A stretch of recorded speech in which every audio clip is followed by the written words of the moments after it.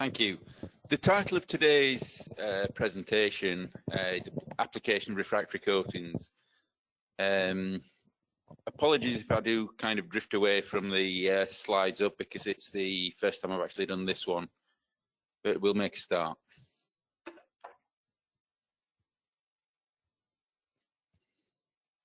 We'll make a start if it did move down.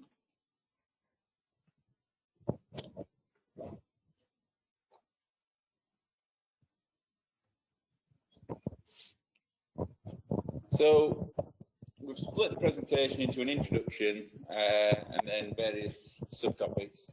As you can see on the screen, we've got why coat, typical surface defects, coating choice, and then we'll talk a bit about control of coatings, and then we'll finish off with a question and answer session. So why coat? Everybody does it on chemical bonded sands, unless it's shell. One is to optimize the surface finish, prevent metal penetration and defects such as finning, enhance the casting strip, prevent metal mold reaction, to influence metallurgical properties, things like solidification, structure types, things like that. Also to help increase the temperature stability of the mold material and prevent erosion into the sand by the metal pouring.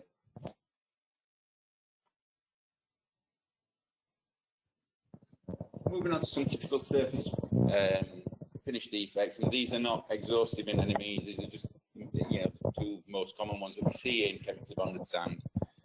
Burn on, everybody gets it from time to time. It's one of the most common surface finish defects associated with chemically bonded sand. It often occurs when the fillers used in the coating are heated past the melting point. In other words, the coating is just not refractory anymore.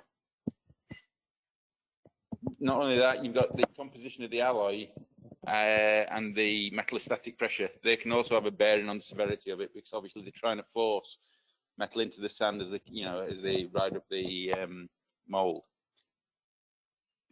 So the normal solution is to substitute either the molding material, the coating, or both for higher refractory materials.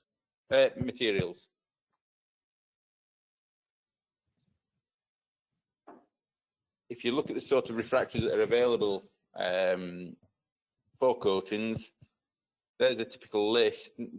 There are some quirks. For instance, magnesia.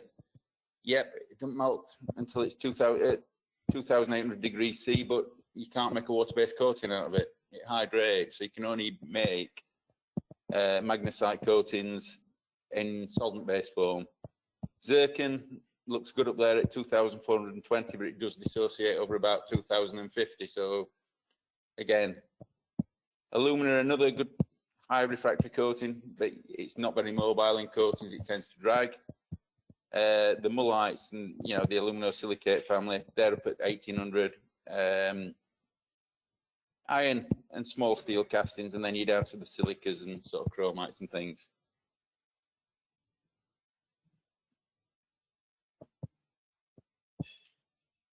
Typical burn-on, I'm not going to dwell on it. I guess most of you have seen it before, and sometimes can be very, very, very difficult to remove, especially if it gets worse and becomes burn-in. Burn-in is obviously a more severe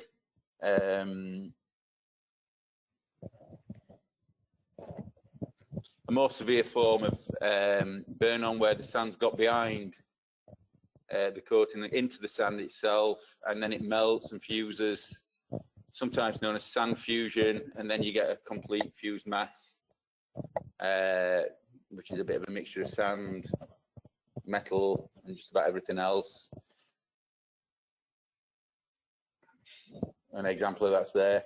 Often burn-in and burn-on go hand in hand with veining or finning, because it's often a thermal crack that allows that metal to start and get behind the sand anyway. So sometimes you see both together. Coming on to veining or finning. Again, this is becoming a very common surface defect that we come across. It's due primarily to the expansion of silica at 573, going through its alpha, beta, or quartz chrysobolite tridymite phase. It's where the silica sand grains expand, and then you get a crack, and then the metal gets in the crack and literally causes a vein. Some binder systems are worse than others, but it's not always due to thermal expansion. It can be due to setting in green sand mould, movement, closure of boxes that cause that crack, and then metal can get in there. So, you know, there are many reasons for getting veining.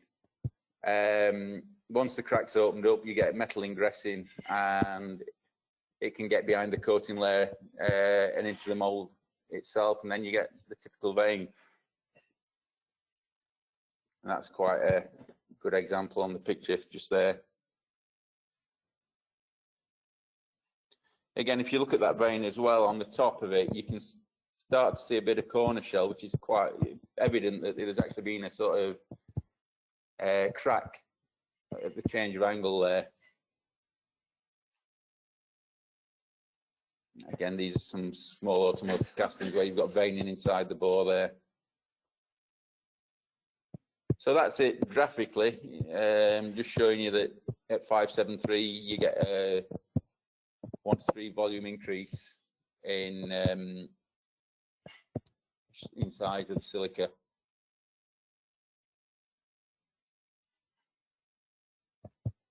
So how do we stop it? Well, you can put it, there's plenty of additives about. You can put an additive in the sand. A lot of manufacturers now are producing core binders that are specifically designed to minimize thinning. Using a reclaimed sand, which kind of offsets the expansion a bit because it's already been through its phase change, that can minimize thinning. Use a coarser sand. That way you've not got the fines in there forcing it apart. Or pouring at a lower temperature. That can also help. Alternatively, you can also look at using a coating with anti-thinning properties, but what people forget about coatings is they are the last line of defense. You've got a coating that's maybe 2, 3, 4, and 100 microns there, and you're asking it to withstand all that, metallostatic pressure. But we can do things with a coating.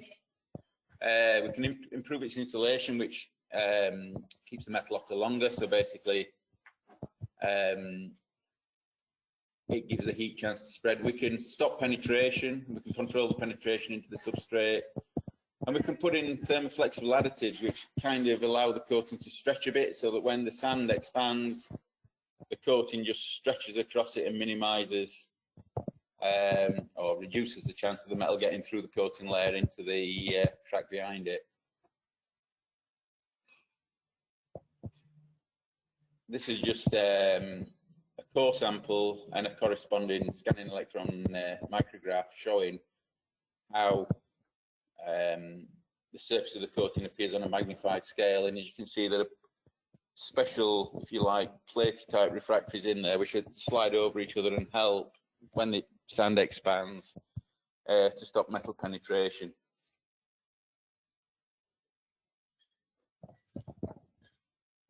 So in general, coating choice, many factors can influence the choice of the coating.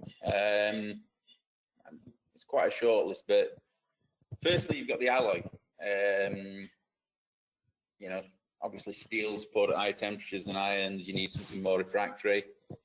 The actual type of alloy, whether it's increasing in things like chrome and things like that, can make it quite a problem. Whether you've got a problem with reversion, with sulfurs, things like that, they can all affect the choice of the coating. As can the moulding media, the mould and core material, the binder system. Also, the way you want to put the coating on the mould or core, the application method, that also affects the coating choice. And like everything, success of a coating in a similar foundry, that also helps when it comes to choosing the coating.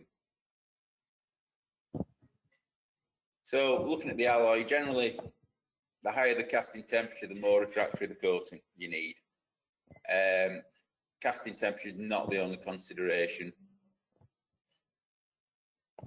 Like I said before, whether there's any tendency for metal mold reaction, the metallurgical properties of the metal, and also how clean you want it after casting, what you actually want of the casting when it's finished. Is it going to be machined, or is it going to be supplied in its as cast state? Moving on to the binders. Binders can be divided into two main groups, organic and inorganic. The coating choice is influenced by the binder's resistance to veining and its ability to withstand water and solvent penetration.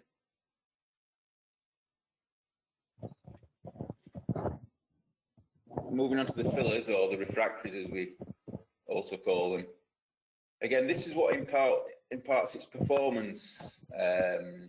It's what gives the coating its, if you like, its ability to withstand temperature and perform as it should.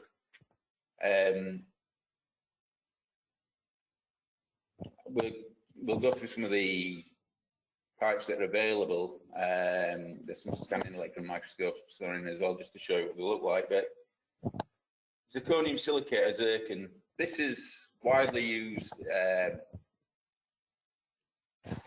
because of its high refractoriness. It does withstand temperature pretty well, but tends to be used on steel and heavy alloy iron castings. But apart from that, its technical benefits are limited. It's not that insulating, and it's not the filler of choice in many circumstances. There's a growing trend and a growing popularity towards aluminosilicates now, especially as some of these can have some quite high melting temperatures. It's a very large mineral group, and it's got compositions ranging from high silica to high alumina. Throughout this sort of family of refractories, the shape and the actual shape of the particles can change drastically, from an angular or a semi-spherical type particle over to a platy particle. Depending on the application of the coating, each have merits. For instance, we mentioned earlier that platy particles can work well in terms of preventing veining and thinning, whereas some of the coarse particles are there to, can help with layer build, things like that.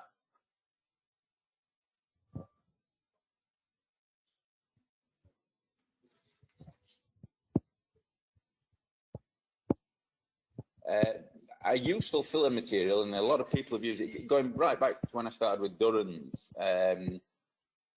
Durrans were famous for blackings. They were black because of the carboning, and carbon is a very, very useful, still is a very, very useful material in refractory coatings. Two main forms. One is graphite, and adding graphite to a coating is a bit like a green sand system. You're putting carbon there and creating and reducing atmosphere. So basically, you then get the benefits of that, and it helps give that blue, clean casting finish. Again, graphites are widely used in conjunction with aluminosilicates and zircon. The other one is coke, just bog standard metallurgical coke or petroleum coke type materials. Very, very useful in production of iron castings, particularly going back to the days when we used to make rolls. I think there's only really one roll foundry left in Britain now, but when they used to do for Beloit and places like that, static rolls, and that carbon was really, really important, because not only does it give high refractoriness, it also helped absorb gases and things like that, and it was very, very friendly in taking away or helping minimize defects. Magnesite, another one. Magnesite is a really, really useful refractory. It's brilliant in manganese steel castings. It's also good in high chrome irons as well, because it's basic and it helps prevent metal mold reaction between sort of the acidic silica of the sands and metals which are predominantly basic. So again, magnesite is another good filler material. The one problem you have with magnesite is you can't make a water-based, because it hydrates and forms a cement. Believe me, we've tried it. There are other additives we can put in there as well. Iron oxide. Again, this is another additive that can be done, used to minimize veining and things like that. Also help reduce lustrous carbon and also tie up nitrogen and stop nitrogen defects. Talc and micaceous materials, these are plating materials. And again, these are used to help minimize veining.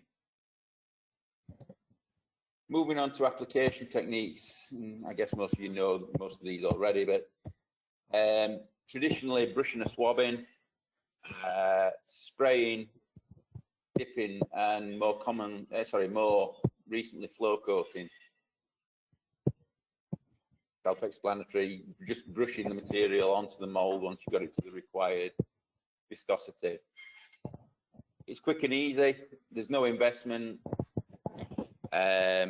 limited training required, and you can use it on any size mould or core. But it is an acquired skill. Not everybody can walk up to a core or a mould and brush it and get a decent result, we all know that. It's very difficult to control the layer thickness because every operator is different and it depends how much work you put into it and things like that, and how much you force it into the sand and all kinds of things. And it tends to be attributed with a high level of waste because, you know, people leave cans everywhere and these dry out. And the other thing is you can get brush marks and other defects which are due to inconsistency of application. For the coating, from a technical sort of point of view, you need good leveling properties because you don't want to see tram lines all down your casting. It's got to have short flow characteristics to allow it to recover, a long gloss time so you can work it, and it needs to have a high layer build.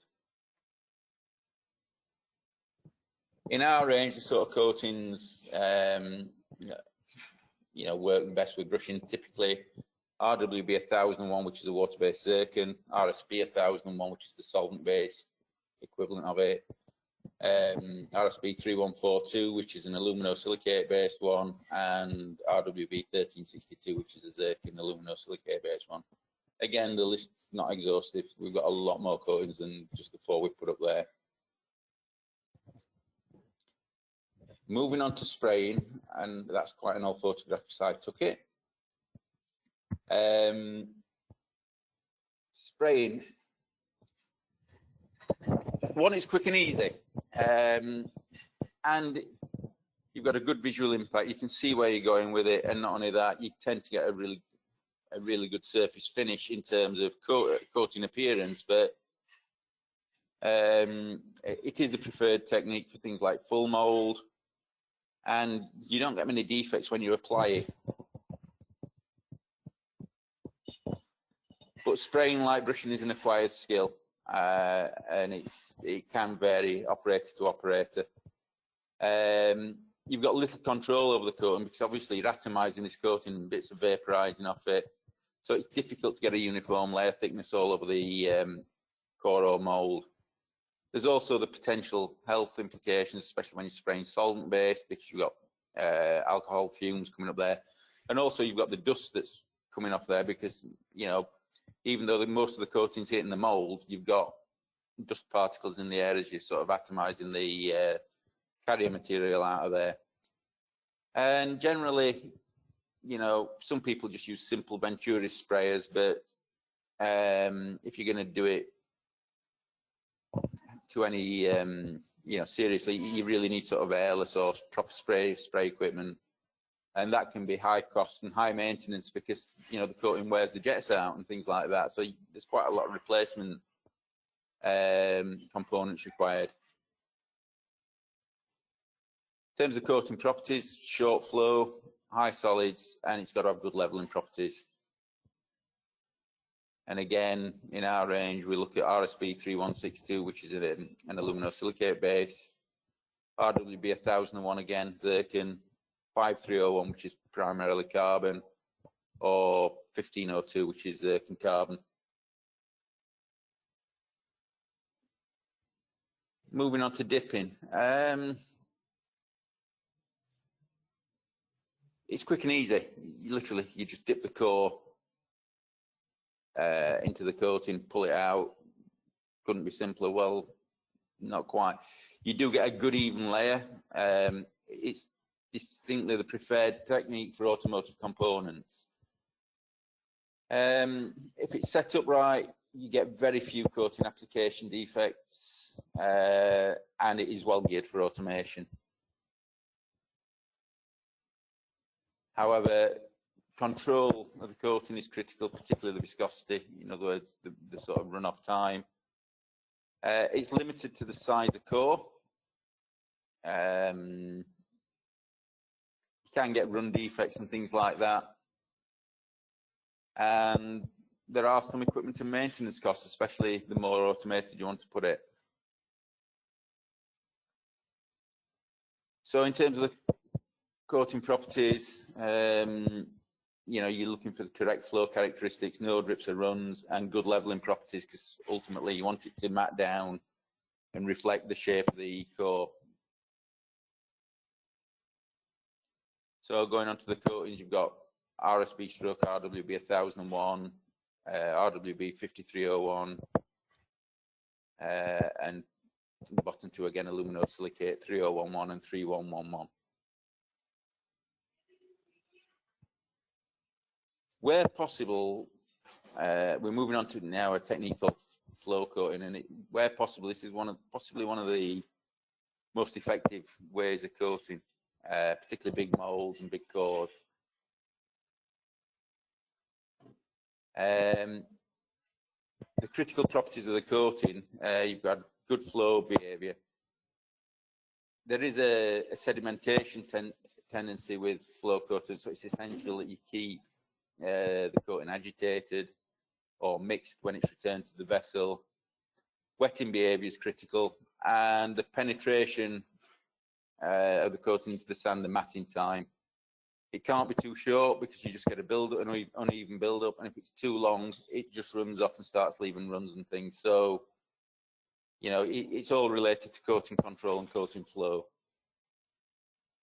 The advantage of it is you do get a very consistent layer thickness on horizontal and vertical mold surfaces, and it's high productivity if it's kind of put in with track work, you know, linked into track work, things like that. Castings produced this way do have a very consistent quality, and the coating's recycled. It's used in its most economical way, so there's not a lot of loss, providing it's managed right. And the other thing about it is deep parts are easily reached. You know, you're not bending inside to brush or spray or whatever.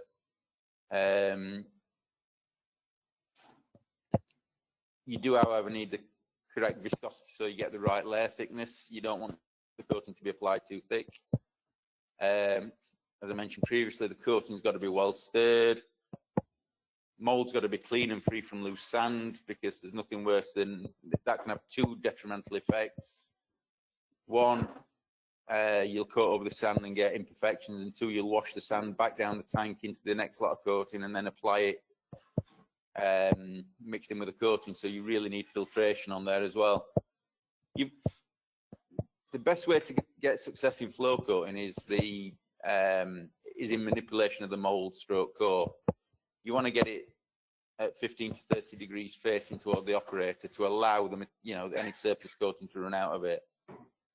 And yeah, finally, what you want is a consistent coating stream. You don't want people being trigger happy, so to speak, and turning it on and off. You want them to be effective and work top to bottom. I'll come on to that on the next slide, with a constant coating stream and just gently adjusting the pressure as needed. That's just a picture of the unit we have made. It's a combination tank. That actually, it's a flow coating unit and a dip tank with recirculation on it.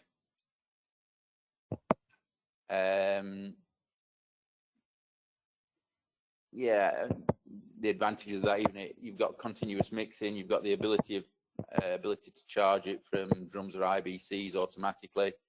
You've got constant flow. Because it works on air, it doesn't really matter if it's solvent based. There's no moving parts that are going to cause any EX issues. It's very low maintenance, and it's quite simple and durable. So it's key points. You can coat the mould with a constant action from top to bottom. Any drips you see on there, you should try and flow coat away, not just flick them off with a brush, because that just leaves brush marks everywhere. If possible, empty the mould by turning it upside down on the manipulator. And also, the other thing which is quite important is if it's a solvent-based coating, is to allow the mould to mat down before you ignite it, if that's what you're doing. Otherwise, basically, it can often burn the binder out of it because of the heat generated there, because some of these can be quite big moulds and use quite a lot of coating. And the final point is really important, and that is that when the coating returns back to the coatmaster unit or flow coating unit, whatever, to make sure that you don't take the sieve out of it. There's that you leave a sieve in there to take out tramp sand, because otherwise, if it goes back into the reservoir, the next time you coat a piece, whether it's as clean, you're going to put sand out of the coating back on it. There's nothing worse than getting sand into the coating when you're reapplying it. Once again, few coatings. RSB 1002, Zircon 3162, which is aluminosilicate, 3042, another slight variant on aluminosilicate, and then the bottom one, which is 1502, which is Zircon carbon. And then on the water-based side, again, 1002, which is Zircon, 1052, which is Zircon, I think, with a slight touch of carbon, 1362, which is Zircon aluminosilicate, and 3162, which is the reverse, which is predominantly aluminosilicate and Zircon.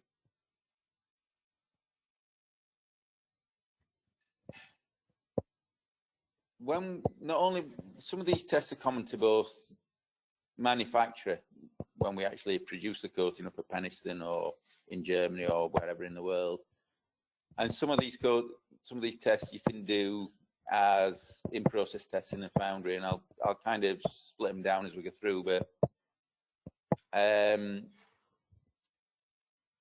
primarily the tests that we've got there, we've got Baume viscosity, which is your DIN cup, or Ford number 4 cup if you want to talk the old kind of terms.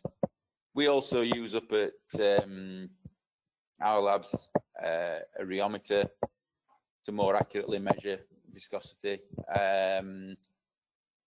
Solids content is quite important. Density, again, density and solids content go hand in hand.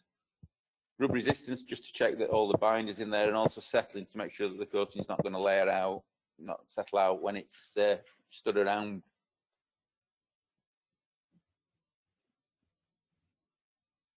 So within the foundry, it's quite easy to do a Baume test. It's quite subjective as well, depending on operator and depending on who's doing it. DIN 4, I don't know why old Baume is in there, that's a mistake in spot. DIN 4 cup, again, it's operator sensitive. It's governed by who's, how quick you react to the stopwatch and things like that. But again, if the same person is doing it time in, time out, it's pretty reliable. Layer thickness using a coating thickness gauge, that's a very good test. That shows you how consistent you are at putting the same thickness of coating on the mould or core. The other two at the bottom, control the contamination, that's going back to flood coating and dipping, making sure you haven't got any impurities in there that you don't need to have in there. Sand, coating lumps, bits of broken core, things like that. Because eventually they'll come back to bite you, they'll come back out on a mould or a core somewhere and leave an impression in the casting that you didn't bargain for. Finally, homogeneity or mixing. This is basically making sure that, before you start off coating and that the coating's been mixed up, ready to use, that it meets the top two parameters, whether it be Baume or DIN 4 or whatever, and so that you're consistent time after time when you do it. The number of times people will leave coating standing and then come back to it and it's settled out a bit because it's been really diluted down, and they'll not get the required coating layer thickness on there. Making sure the coating's mixed up before you use it, top to bottom, is really, really good practice, and it does ensure that you get better results.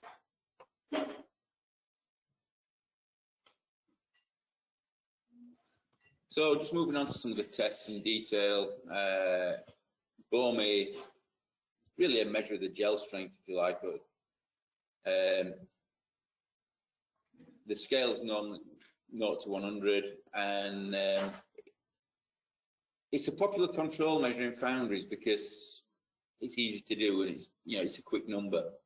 It does work better in highly dispersed or dilute coatings. The thicker the coating is, and the more thixotropic the coating is, the more variable the reading can be depending on who's making the reading and whether actually the hydrometer is allowed to come to rest. Viscosity using a DIN cup. Yeah, particularly on flooding and dipping, it's probably the preferred method of coating control for a foundry. It's a dynamic timed measurement. You have a DIN 4 cup, or if it's too viscous in certain circumstances, you can move to a DIN 6 cup, which is a 6mm aperture. The cups hold 100 mils, and basically you time them to the first breaking flow. So basically you fill it up, or you dip it in and lift it out, time it from start to break point, and it's a result expressed in time, in seconds, and it's quite an easy method to get control on a coating that way. Solids content.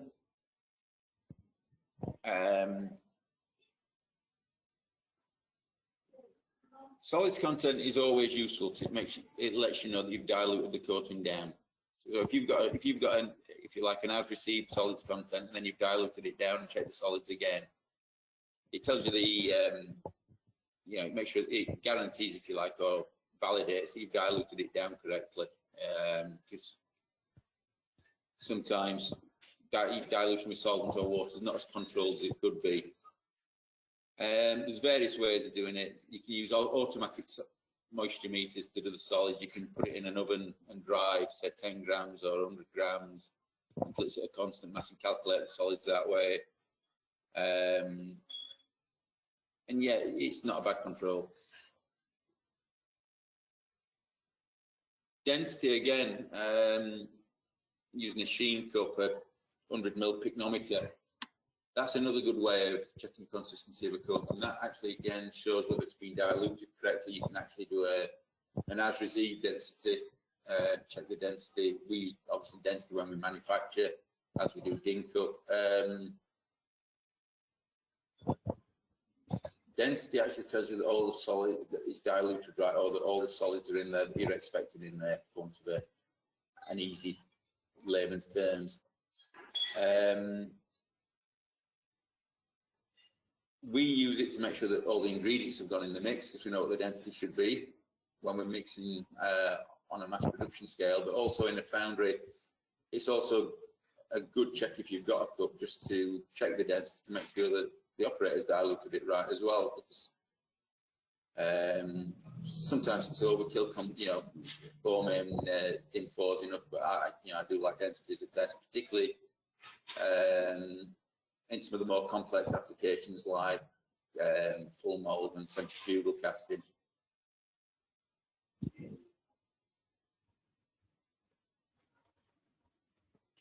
Rub resistance. It's a simple test. It's just a finger test to make sure that the binder's gone in there and it's resistant to abrasion by a finger. There's no real scientific approach to it. It's a visual test, and it's just to check that the binder's gone in there.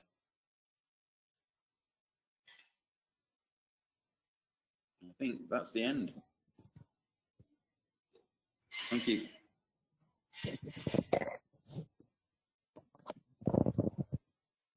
Okay.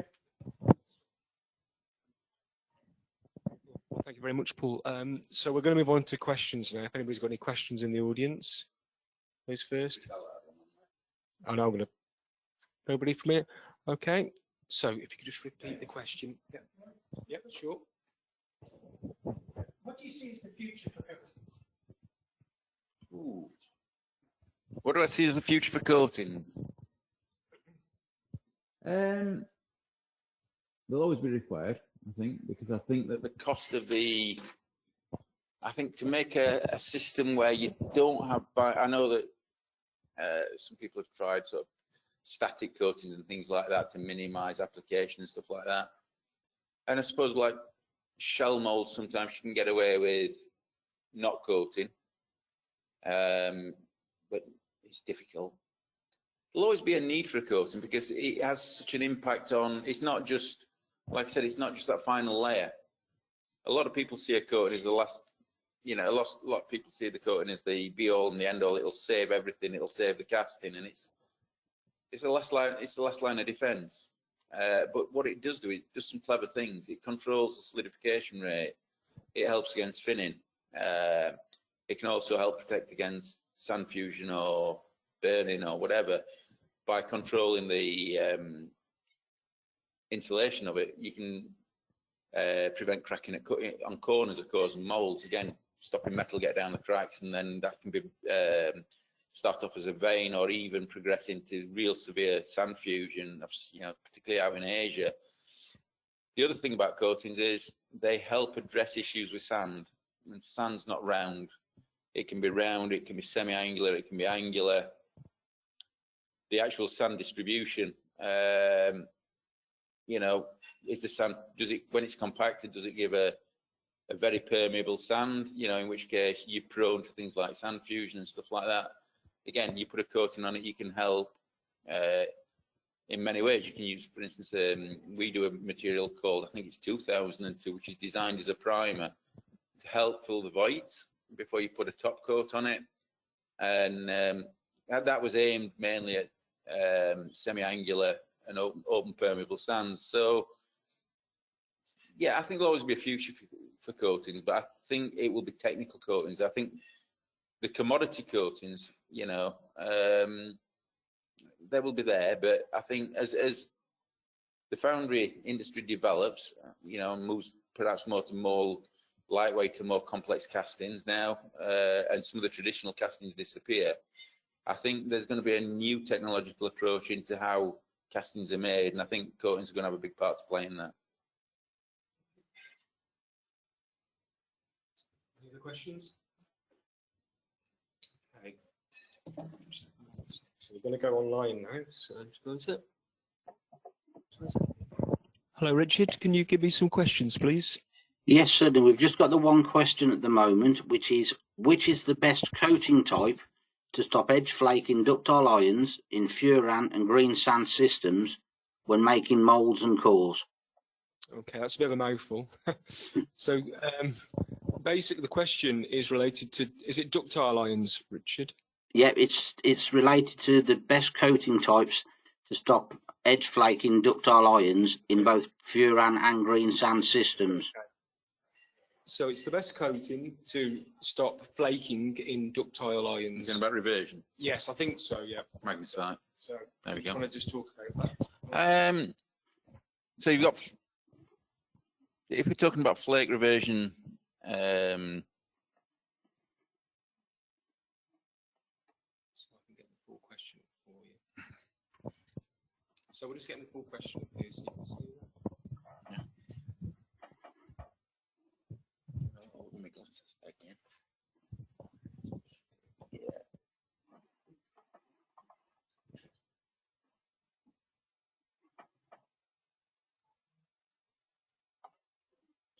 Yeah, flake reversion, elephant skin. Historically, the best results I've had with that have been with a magnesite-based coating, because the magnesite ties up the sulfur. We have had success playing around with permeability as well to stop, to control the penetration and reduce it that way. For instance, using a really high density zircon, but the best one I've had has been with a magnesite-based coating to stop reversion. We can put other ingredients in there as well in conventional coatings to do this, but we haven't had as much success as we have with magnesite.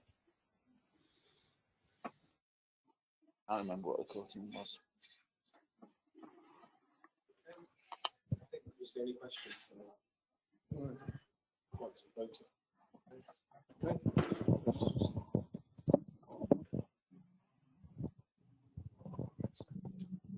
Right, okay. Thank you very much, Paul and Nicola. It's practicing. I'd like to call on Trevor Eyre just to give a vote of thanks. Yes, thank you, Paul. It's great to hear that coatings actually has moved forward from a simple blacking to more sophisticated and a greater combination that can be applied to all metals, steel, iron and aluminium. I do echo your points. I think the correct coating selection is important. The way that you apply it, and whether it be brush, swab, spray, is again a critical factor. But at the end of the day, you have to manage the coatings. You have to manage it in reflection of the castings you're trying to produce and the type of finish that you are trying to achieve. And I think you covered a lot of those points this evening. So again, echoing the same point, thank you for stepping in. Thank you for making a presentation. And on behalf of the Institute, I'd like to say thank you in the normal way, gentlemen.